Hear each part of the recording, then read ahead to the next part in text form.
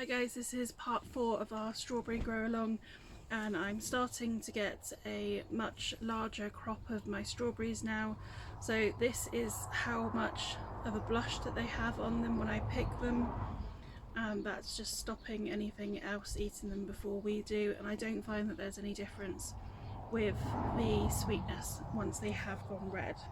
So very quickly, within a couple of days, they'll go red, and we're gonna have a look today at how we store them both fresh and then also how to get them ready and frozen so we can just take out as many as we want from the freezer as and when we want them. I'm having around maybe 5% of my strawberries that are being eaten before I have the chance to actually pick them still, but it's not too much that I need to do much else, and I'm still using the organzo bags, and I've made some that are a little bit bigger out of some leftover netting. If you are, however, still having issues, one of the things that I found that actually is really good previously, and I've just found it from having to add soil onto the compost, is actually that if your strawberries are buried underneath the ground a little bit, it actually protects them from the slugs and everything, and they ripen below the ground. So the only problem with that, of course, is that you might miss them, and then you're just going to have seeds basically left in there. But if you have got really loose compost, or maybe you can add a little bit of compost to the area, then that might be something to try and see what you think. So the first ones we're going to look at are the ones that have been harvested today in the last couple of days.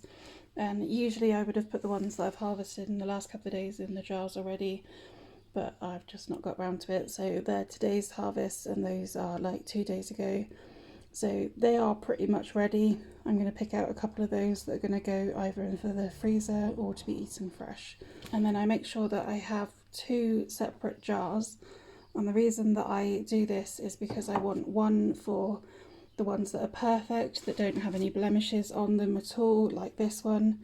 And then I want one for any that are blemished, just so I don't mix them up, because if any do go bad, I want to make sure that the ones that are good stay good. For the ones that I'm putting into the jars, I don't actually clean these beforehand. I always clean them either before we eat them or before they go into the freezer, and I just find that that's an easier way of doing it, and I think that they actually store better like this. But it might be something that you want to give a go and see actually whether washing them first before putting them in the jars works as well. If you are going to do it that way, one thing I would make sure that you do is that you dry them properly before they go in the jars. The reason that we've got a little bit of kitchen roll in the bottom is just because we don't want them to sit in the moisture. That will just encourage them to rot. So any that are perfect, and the greenest ones first, are going to go in the bottom of the jars. And then as I do this over the few days when the jars haven't been emptied yet, I'll make sure that the ones that are the freshest still go towards the bottom. And then the ones that still want a little bit of ripening, but they're not actually completely ripe yet, are going to go in next. So this one's got a bit of a blemish on it, so that one I'm going to be popping into the other jar, just to make sure that it's separate. If it does go bad, they're not going to make the rest bad. Same for this one. It's got a couple of bits where it's just been a bit nibbled. It's a bit of leaf on there. So these are now going to have a lid on. These are a type of jar called wet jars, so I'm not actually going to clamp the lid down, but it doesn't matter if yours is clamped down, that'll be absolutely fine. If I wanted these to ripen really quickly, then I'd be putting them into the windowsill. If I want them to take a little bit longer, then I'll pop them into the fridge. And then these are the ones that we're going to be processing today, and these are going to mainly go into the freezer. You can see there's ones here that have been damaged, and they're absolutely fine, so I'll just cut off any damaged bit before that goes into the freezer. First things first though, we're going to give them a bit of a wash. And I wash these in water because they're from my garden and I'm not worried about what might be on there. If I was, however, doing this with strawberries from the supermarket, bearing in mind that strawberries absorb some of the most amount of chemicals of any of the produces that we can buy, I would be using a little bit of bicarbonate of soda in the water and a splash of vinegar, and then soaking it in there for 10 minutes before I rinsed it and then brought it back out to dry. And I just got a clean kitchen towel I'm going to pop these onto, try not to lose them. You can either just leave them on the draining board and let them air dry, or you could just dry them a little bit quicker by giving them a bit of a rubber.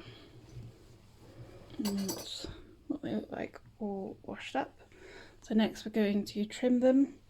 So all I'm going to do now is trim off the tops, saving as much of the strawberry as I can do. And if you are only freezing them to use in smoothies later, then you can leave the green bit on. That's not going to be a problem, and just blitz it up. It's completely edible. All I've got is a glass tray. Any tray will do, just something that you're happy to go in the freezer, and then a piece of parchment as well. That's going to stop it sticking to the tray.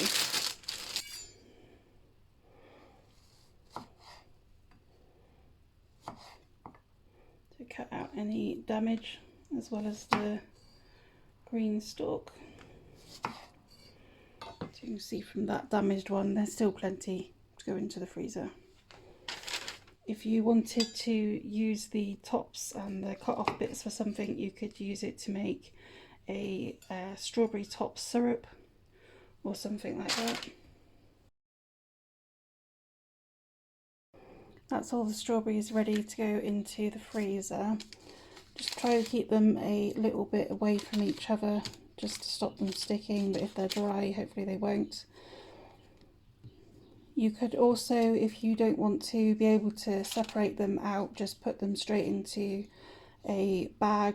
If you're going to use them then for jam, I'd make sure that you've got like 1 kilogram in each bag or something like that, so you know the weight of them, just to make it a little bit easier for yourself when you come to the measure in the other end. One thing to remember with our strawberries that we freeze though is they're not going to have the same texture defrosted. They will want cooking or using as smoothies and things like that, so don't think that they will come out and look and taste like fresh strawberries. They definitely won't. These are the strawberries that have just come out of the freezer, and they were in overnight. They are very well frozen, so all I'm going to do now is pop them into a bag. I just use ones that I can reuse from packaging that we buy. I have dated it and stated what's in it, and then that just makes sure that I can use the oldest ones first.